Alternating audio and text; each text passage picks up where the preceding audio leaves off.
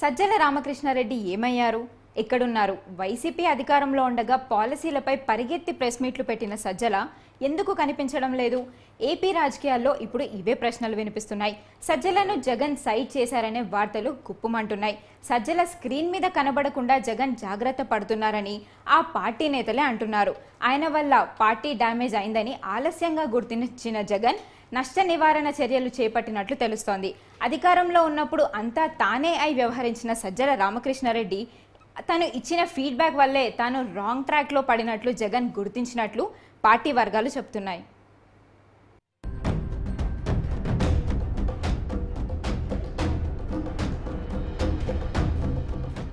ఎన్నికల్లో వైసీపీ ఓటమికి కారణమేంటని ప్రశ్నిస్తే సొంత పార్టీ వాళ్లు కూడా చెప్పే మొదటి పేరు సజ్జల రామకృష్ణారెడ్డి. గ్రౌండ్ లెవెల్ వాస్తవాలను జగన్కు తెలియకుండా సజ్జల ఓ సైంధవుడిలా వ్యవహరించారని ఇంటా బయట వినిపిస్తున్నమాట. ఎన్నికలకు ముందే ఈ విషయం చాలామంది వైసీపీ నాయకులు చెప్పినా జగన్ వినలేదు. సజ్జలపై తీవ్రమైన ఆరోపణలు చేసి కోటంరెడ్డి శ్రీధర్ రెడ్డి, ఆనం రామనారాయణ రెడ్డి లాంటి వారు బయటకొచ్చారు. అప్పుడు జగన్ తన మంత్రులు, ఎమ్మెల్యేలతో వారిపై మాటలు దాడి చేయించారు. ఏపీలో అధికారం చేతులు మారిన తర్వాత సజ్జల పూర్తిగా తెరమరుగయ్యారు. పార్టీకి సంబంధించిన అంశాలు కూడా మాట్లాడడం లేదు. జగన్కు ప్రతిపక్ష హోదా, కాంగ్రెస్లో వైసీపీ విలీనం లాంటి వార్తలపై కూడా ఆయన స్పందించడం లేదు. దీంతో జగన్ ప్రియారిటీలను మార్చుకున్నారా, సజ్జలను దూరం పెట్టారా అనే అనుమానాలు వ్యక్తమవుతున్నాయి. సజ్జల వల్లనే ఓడిపోయామనే ప్రచారాన్ని జగన్ కూడా నమ్మారా అంటే అవుననే సమాధానం వినిపిస్తోంది.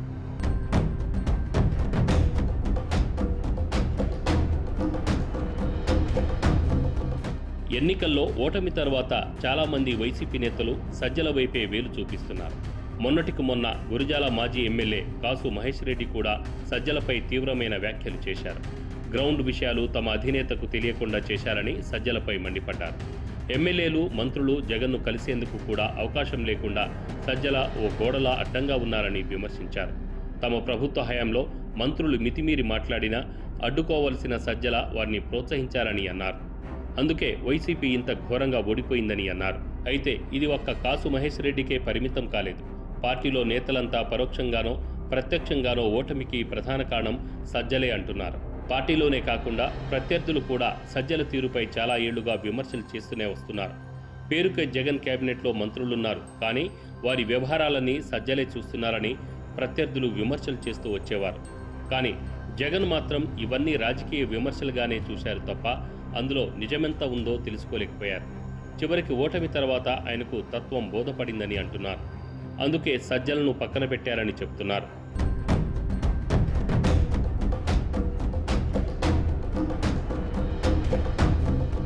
సజ్జలను సకల శాఖల మంత్రిగా కూడా నాడు విపక్షాలు విమర్శించేవి.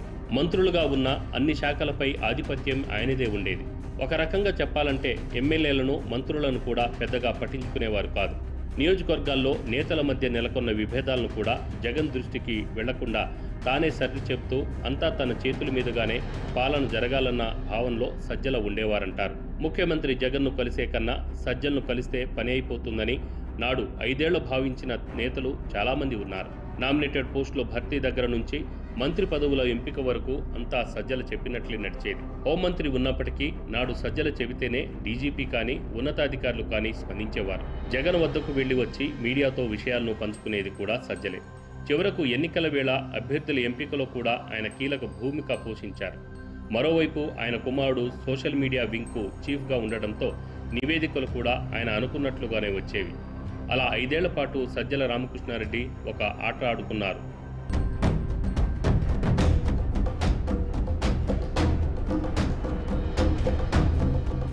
వైసీపీ దారుణంగా ఓటమి పాలైన తర్వాత కొందరు వైసీపీ నేతలు నేరుగా సజ్జల రామకృష్ణారెడ్డిపై విమర్శలు చేయడం ప్రారంభించారు.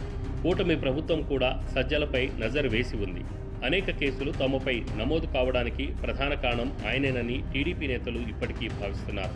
వీటన్నింటి నేపథ్యంలో వైసీపీ అధినేత జగన్ సజ్జల రామకృష్ణారెడ్డిని దూరం పెట్టినట్లు పార్టీ వర్గాలు చెబుతున్నాయి. పార్టీకి నష్టమే కాకుండా ఇప్పుడు కూడా తన వద్దకు సరైన సమాచారం రాదన్న కారణంతో ఆయనను సైడ్ చేశారన్న టాక్ వినిపిస్తుంది. మరోవైపు టీడీపీ ప్రభుత్వం మాత్రం సజ్జల రామకృష్ణారెడ్డిని టార్గెట్ చేసే అవకాశాలు కనిపిస్తున్నాయి. రెడ్ బుక్లో తొలి పేరు ఆయనదే ఉందన్న ప్రచారం అమరావతిలో జోరుగా సాగుతుండటం విశేషం.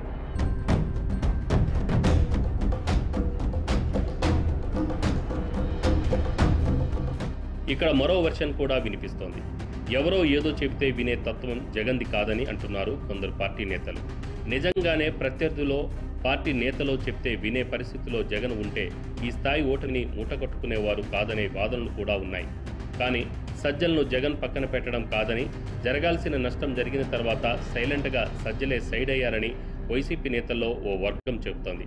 అందులో భాగంగానే తన కొడుకు సజ్జల భార్గవ్ రెడ్డిని కూడా సోషల్ మీడియా బాధ్యతల నుంచి తప్పించారనే ప్రచారం జరుగుతోంది. ఈ వాదనలో నిజం ఏదైనా సజ్జల జగన్ మధ్య గ్యాప్ పెరిగిందన్నది వాస్తవం.